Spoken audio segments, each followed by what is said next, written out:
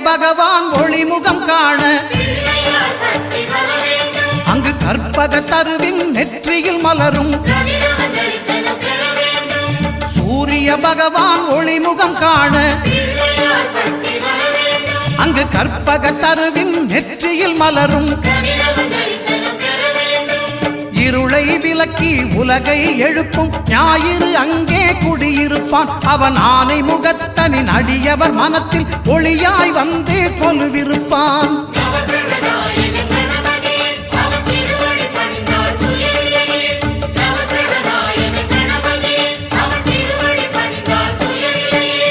ஒன்பது கோளும் ஒன்றாய் காண அங்கு கற்பகம் என்னும் கடவுளின் மெய்யில்